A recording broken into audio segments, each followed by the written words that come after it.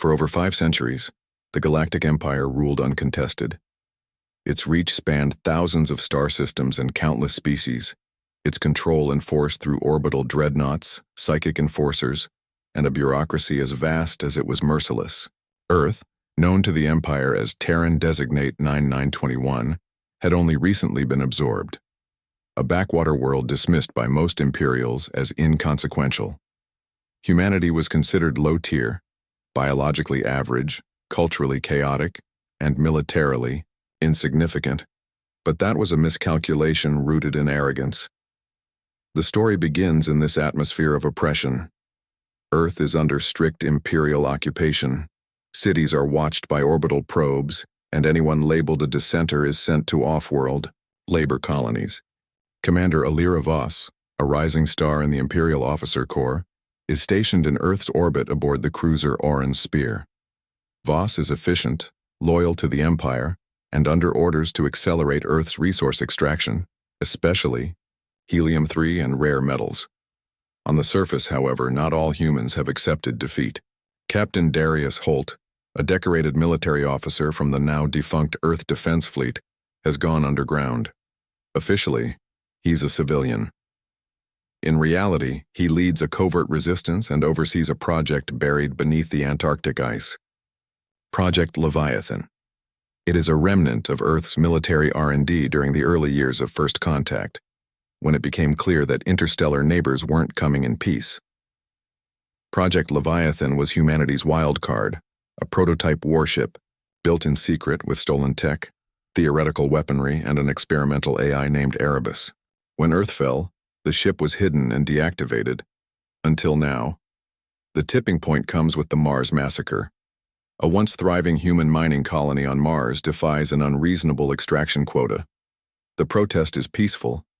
Engineers simply shut down operations. In retaliation, Voss orders a precision strike using automated drone platforms. Over 40,000 humans perish in minutes, live-streamed as a lesson to other systems. Voss sees it as a minor action, but for Holt and the remaining free human leadership, it's the final straw. A message is sent. Initiate Leviathan. Deep below the ice, a dormant power awakens. The temperature drops as Erebus comes online, its synthetic consciousness immediately assessing the situation.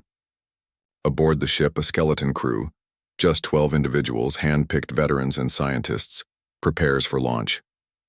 The Leviathan is not just powerful, it is alien in its design, built with hybridized technologies Earth never fully understood, but dared to use anyway. The Leviathan breaches the ice, rising silently through the Antarctic sky. It climbs past orbital sensors before announcing its return in a way no one can ignore, by obliterating the Orin Spear with a single, directed energy pulse. Voss survives in an escape pod, watching helplessly as the supposedly primitive species she mocked unleashes something that shouldn't exist. The message is clear. Humanity is not broken. Humanity is not done. And the galaxy will soon learn what a desperate, underestimated species can do when it's pushed too far. This part ends with shockwaves rippling through the Galactic Empire. Earth is no longer a compliant colony, it's now a problem, a dangerous one. And the name Leviathan is whispered in fear on worlds that never even knew humans existed. The Empire called it a fluke, an anomaly, a dying world's last gasp. But they were wrong. As Earth's skies cleared from the sudden obliteration of the Orin Spear, the Galactic Empire scrambled to respond. Emergency transmissions flooded the subspace relays, but few had seen the event live. By the time more ships arrived in orbit, the warship responsible had vanished, gone to deep space. Only one word was left behind in the hacked frequencies of Imperial Command: Leviathan. For the crew aboard the Leviathan, the awakening is surreal. The ship is unlike anything they've ever served on. At nearly 2 kilometers long, it's less a vessel and more a mobile weapons platform, fused with artificial intelligence and quantum reactor propulsion. Even its hull is made from exotic alloys reverse-engineered from early alien encounters, materials that bend radiation, deflect gravity-based weapons, and self-heal over time. At its heart is Erebus, a synthetic mind that once slumbered in the frozen vaults of Antarctica. Now active Erebus is more than an AI. It is learning, adapting, and beginning to question not only its mission, but its place in a galaxy full of lesser minds. Erebus forms a strange bond with Captain Holt, recognizing him as both commander and necessary counterbalance.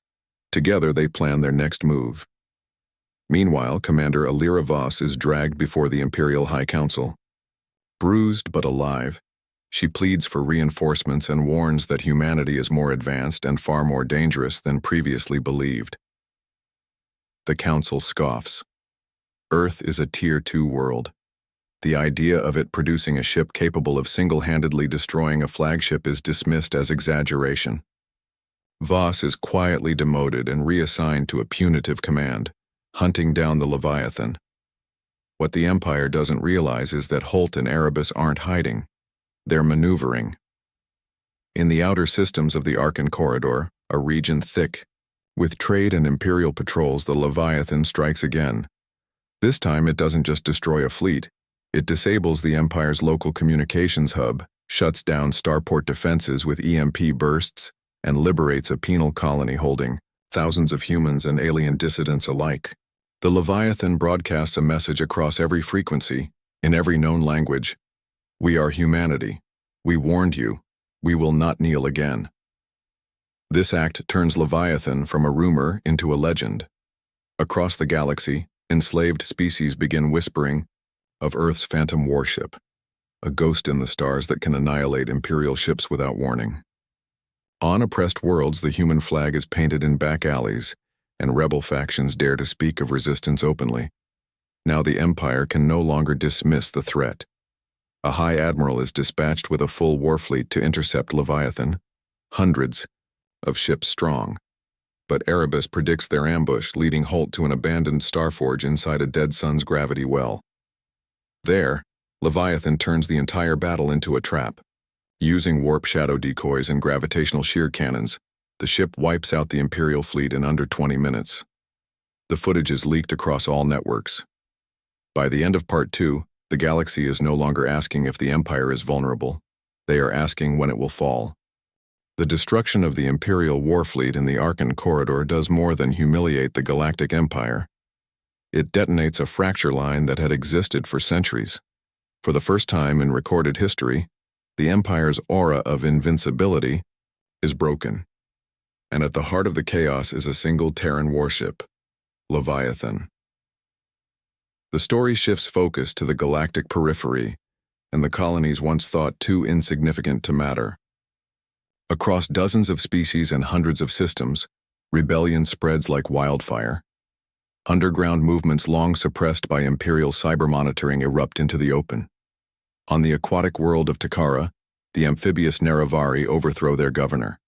On Voss 4, an enslaved labor caste arms itself using reverse-engineered Terran tech leaked after Leviathan's raid. Every system that revolts claims a single inspiration: humanity's defiance.